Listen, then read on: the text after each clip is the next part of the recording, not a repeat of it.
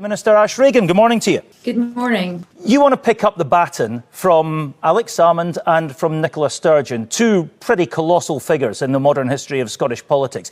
Neither of them could deliver a steady and stable majority for independence. What makes you think you can? Well, I think we can see that over time Scotland is building a majority that's stable and steady towards independence. And I think the way we need to look at that now is we need to marry this up with good governance. And if we can do that, that support for good governance will get us over the line into the trigger point of over 50% of the population, and we'll be able to open negotiations with the UK government. So you will be a better governor of the country, a better First Minister than Salmond or Sturgeon. It'll be better under your stewardship. Listen. Alex Salmond and Nicola Sturgeon are both absolutely top of their game, formidable politicians when they were First Ministers of Scotland. But we have to respond to the situation that we're in now. We've obviously been in a situation where the SNP has been winning election after election after election. We're piling up mandates, and we're going to the UK government. We're asking them if we can have a Section 30 order in order to hold a referendum. And they're saying, no, you can't have it. We're not going to give you it under any circumstances. So we need to look at that, and we need to see if there's another way forward for Scotland. I believe that Scotland will choose to become an independent country when they feel that the government is acting wisely, governing competently and fairly, like support for independence with competent good governance. I think even the dogs in the street at the moment would recognise that the SNP has got itself into a little bit of a challenging situation. We've had a few issues recently that have, let's say, been divisive within the party, also within wider society as well. We're also in a situation where we're in a coalition government with the Green Party, and we can't have a situation where the tail is wagging the dog. Is that coalition government holding you back? Well, we can't have a situation where the tail is wagging the dog. The SNP got 45% of the vote at the last election, and the Greens only got 4%. So we can't be held hostage by that situation. There is a perception out there in society that the government is not prioritising things that are of importance to the people of Scotland. I think that's out there. I want to reprioritise onto the things that the people in Scotland think are really important. So that's things like the NHS, the cost of living crisis, and the economy. None of which are under the purview of the Greens. So then you lay the responsibility for not performing adequately on those policies squarely at the door of the SNP. We're a coalition government. We're taking decisions on all of these things in a joint way. What I'm saying is that if we want to build support for independence, and I think this is something the SNP used to believe very strongly in, that if you can create trust with the public by good governance, then the support for independence will naturally follow. It will be inevitable. Right, well, let's park that discussion there and move it on to the next stage. Let's assume, for the sake of this conversation, you do get a majority on independence. Your plan, as I understand it, is not to have a referendum. You just fight a series of de facto referendums for as long as it takes until at one election you get a majority between the pro-independence parties for independence. And then you say to Westminster, that's it, we're off, sit down, start negotiating. What happens when they inevitably say, no, thanks, we won't? OK, well, I'll just pick you up on a couple of points there. So it's not a de facto referendum. That's not what I'm talking about. Well, what is it then? We're calling it the voter empowerment mechanism. So it is different. I want people to notice that. So in a de facto referendum situation, it's a single issue and a single event. And I don't think that we should be fighting the next general election with all the things that I think we all know. There's a lot of things going on in the UK and in Scotland right now on a single issue. That's not appropriate. It's not wise, and we shouldn't be doing it.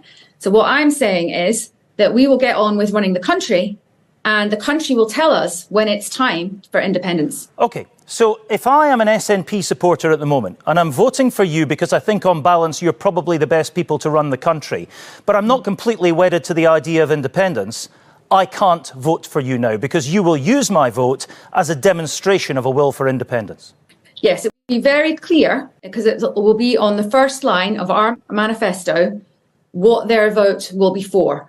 But as I said, it will not just be that. There will also be policies in there as well. So it will be up to the voters to decide who they want to vote for. But if I don't like independence, I can't vote for you, can I? Well, that's what I'm saying. If you want independence, then you will vote for, you'll vote for the SNP. And this is an opportunity, a great opportunity to hold the SNP to account.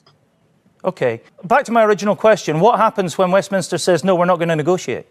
Well, there's 65 countries have become independent from either the UK or the British Empire over the last while.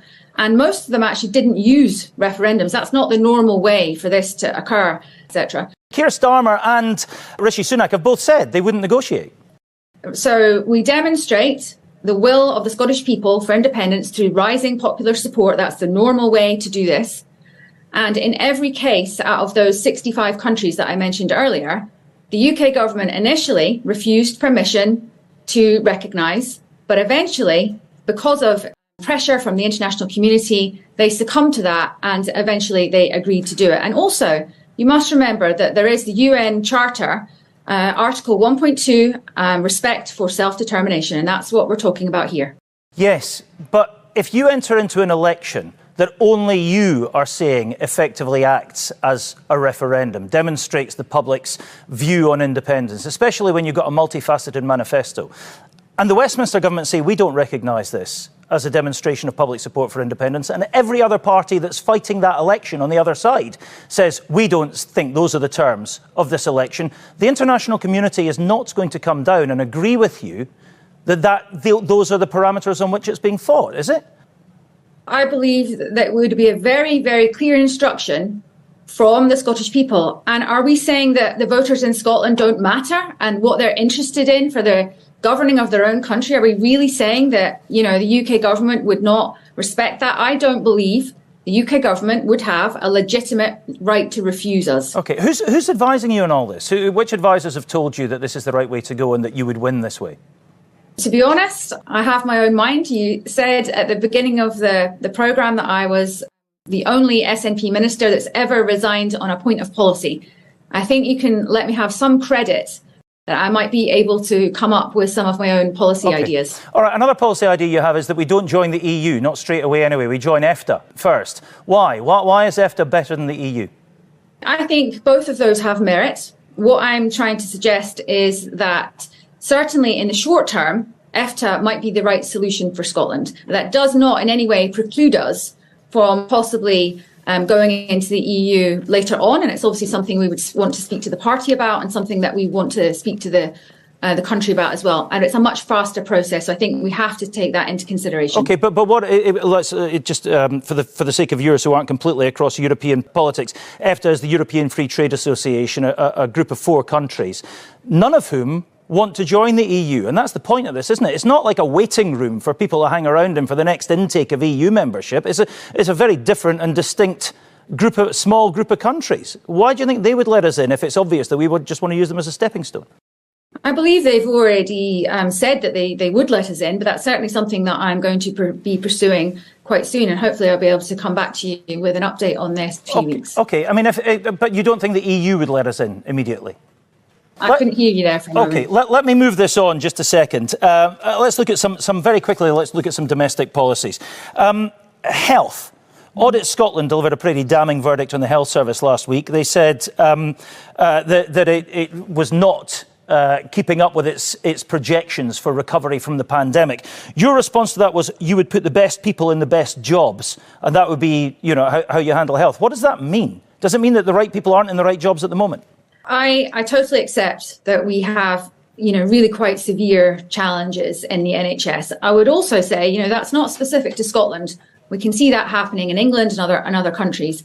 But clearly, the NHS is, one of our most beloved institutions in Scotland. It's really, really important to the public that we give this priority. I want to reprioritise onto the NHS. I can't set out any policies at the moment in terms of what I'd be doing. I'm going to be working those up over the next few days, and hopefully we'll have something more to tell you. Okay. But I think it is really important that in terms of appointments to cabinet, that we focus on putting the absolute best people into those jobs. Do you know what? I think that line is not solid enough for us to keep going. I do apologise that we're going to leave this interview early, but you can understand, I'm sure, why.